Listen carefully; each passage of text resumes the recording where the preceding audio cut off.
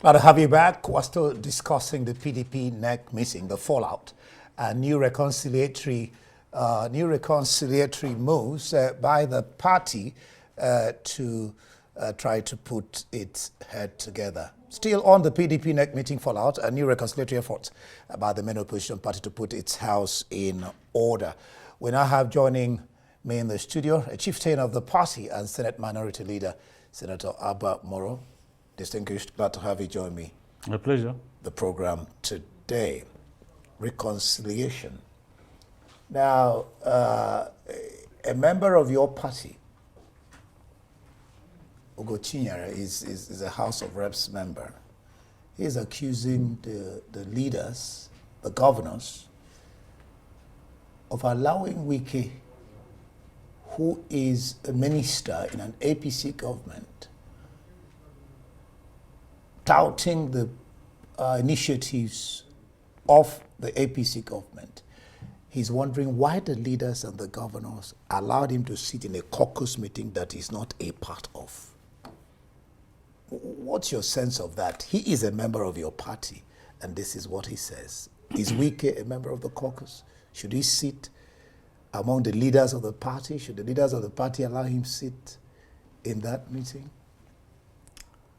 Well, the constitution of our party is very clear on who is a member and who is not a member of the caucus of the party. And I dare say on this point that as a former governor, who is still a member of the party, Nyesom Wike is a member of the national caucus of the party. There's no doubt about that. Okay, so he's wrong. Of course. I think the point that my colleague in the House of Rep is trying to make, Honorable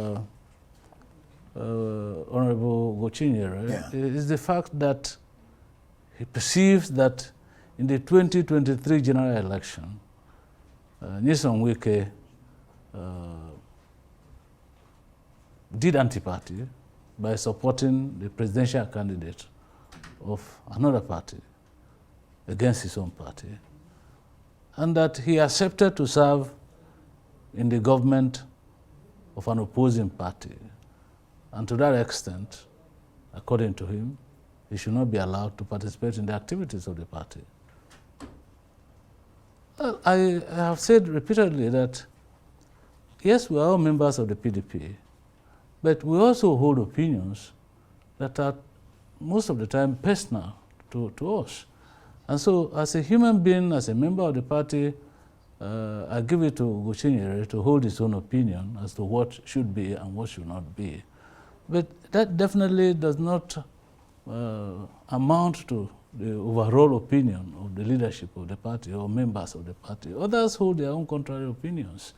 And so, I want to say at this point that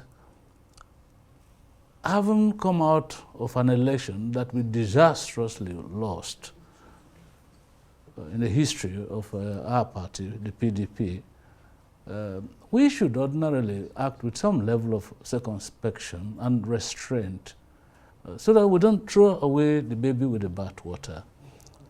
At the moment, if actions had been taken immediately after the election, and people who are perceived to have acted contrary to the desires and designs of the PDP, then we can say that having been sanctioned, hey, what are you doing here? Having been expelled, having been suspended, what are you still doing here? But as it is, those actions have not been taken. And one of the fallouts of the last NEC meeting was the resuscitation, the reconstitution of the Reconciliation and Disciplinary Committee, whose function ordinarily would have been to identify these areas of anti-party and the dramatic personae that were involved in the anti-party, and of course recommend appropriate punitive measures against those who have been found guilty, and to serve as a deterrent to future occurrences of anti-party activities. Unfortunately, that had not been done.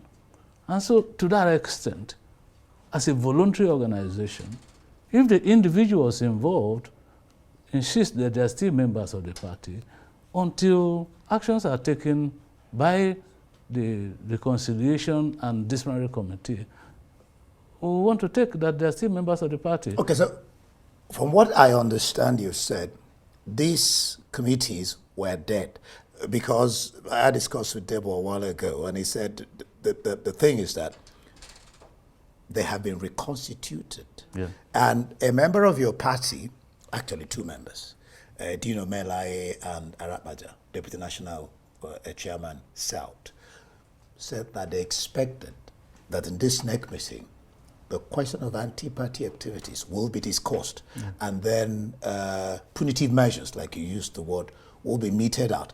But nothing was discussed about it. So are you saying that these committees were dead and be resuscitated, and like he said, that there will be investigations which have not been done? Yeah. I can tell you at this point that these committees were there, like the Committee on Reconciliation and Disciplinary Actions or Committee was there, headed by revered former Senate President, Senator Bukola Saraki. Unfortunately, either as a result of the fallout of the elections or the activities of the elections, they were not functional.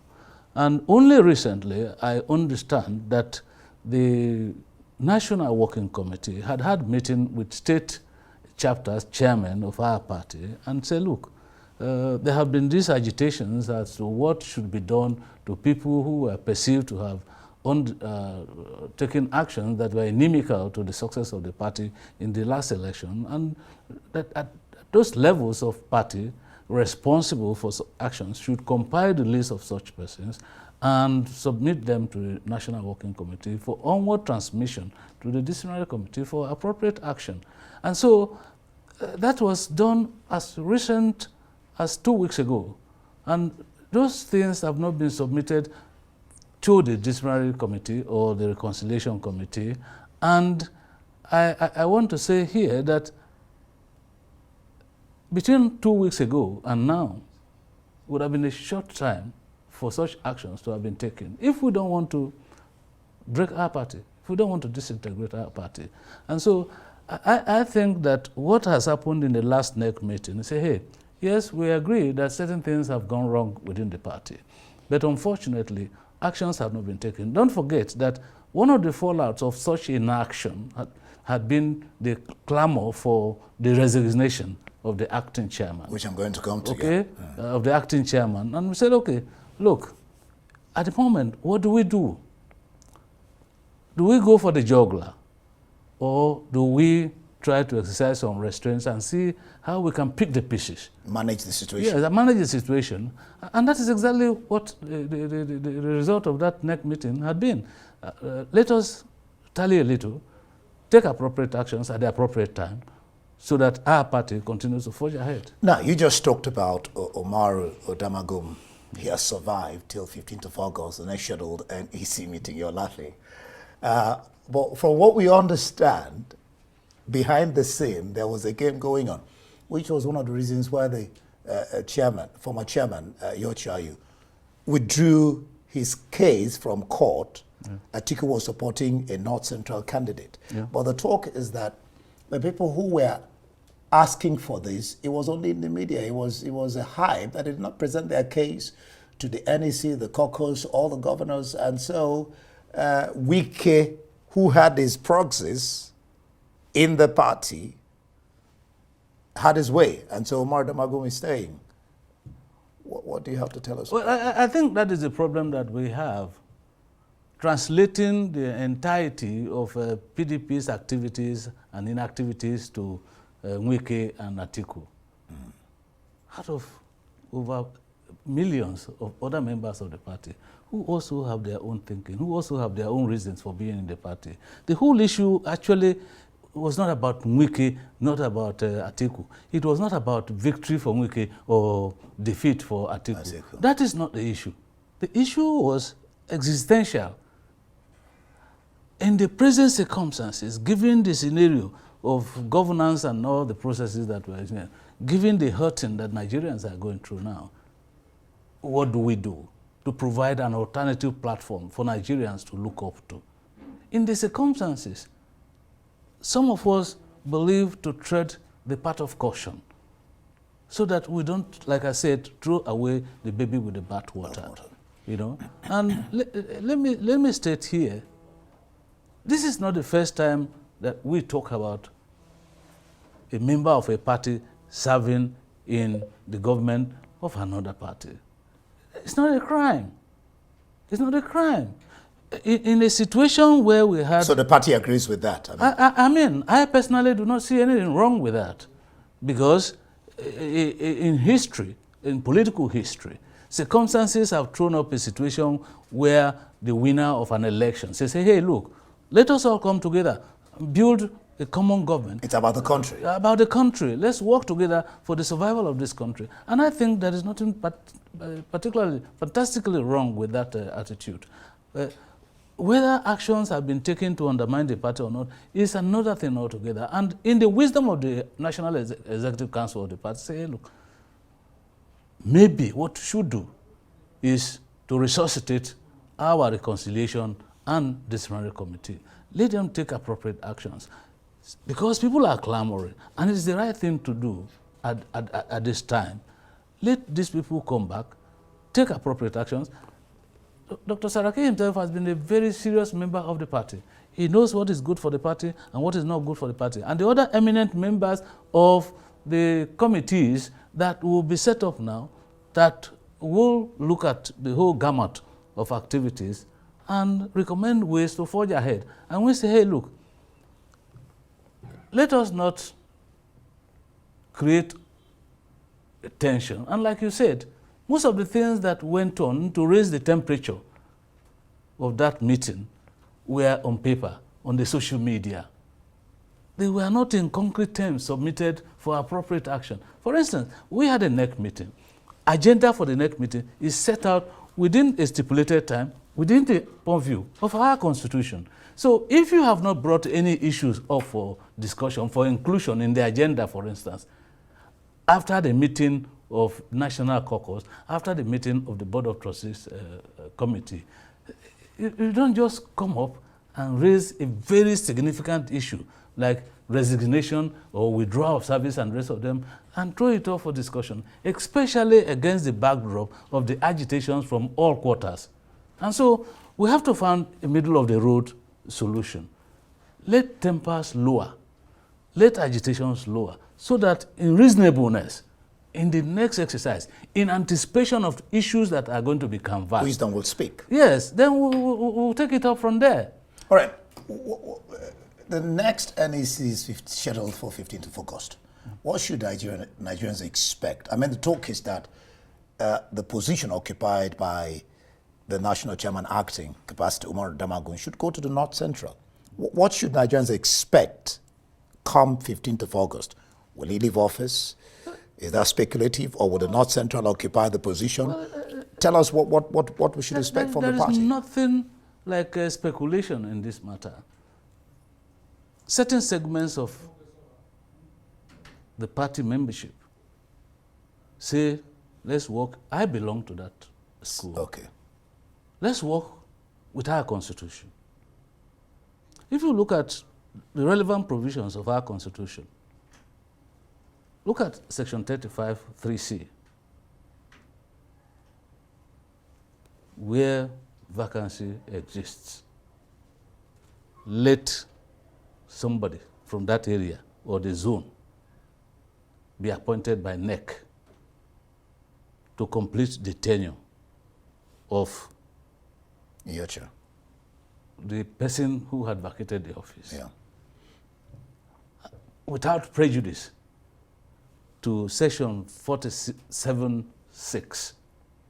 And Section 47(6) provides for the deputy national chairman from the area, from the region where the chairman or any officer of the party has vacated office has been removed from office, has been adjudged to be incapacitated, and the rest of them, where the person leaves office, at the relevant level, let the deputy chairman, in this case the national chairman, let the deputy chairman from that area act until a replacement is found. And so the constitution of the party provides for succession. And so we are now looking at that succession come August. Hitherto, we had this legal albatross to define whether that position is vacant, because here a national chairman has been suspended. The court has affirmed the suspension and asked that he no longer paraded himself as chairman of the party. Abiding by that ruling, the national chairman, you went on appeal. And so even in the lead up to this NEC meeting, many party members were in a dilemma. Well, he withdrew. As to what the circumstance would be, With a subsisting appeal in the court, technically, can we say that there is vacancy? The answer to my mind, I'm not a lawyer, is no. And so some of us argued or persuaded these opinions to say, look, let's make an appeal for Yochayu to withdraw his appeal in the court. Okay. And luckily, he did. 2 days to the NEC meeting, he filed a process to withdraw his appeal. As at the time that NEC meeting was holding, a ruling had not been taken on that application. Oh. So that process was still on, but it was gladdening to note that he had, on his own, accepted to file processes to withdraw. So I can assure you that with that process, and of course I don't see the court refusing it, in the next NEC meeting, that legal albatross will no longer be there. Be knocked off. Yeah. Okay. And so we'll go to the meeting with an open mind, and in line with our constitution, persuade all relevant gladiators in the process to say, hey, let's follow the constitution. Simple. And then we'll take it off from there. Thank you so much for being on the program, distinguished Efforts-Morro. Thank you.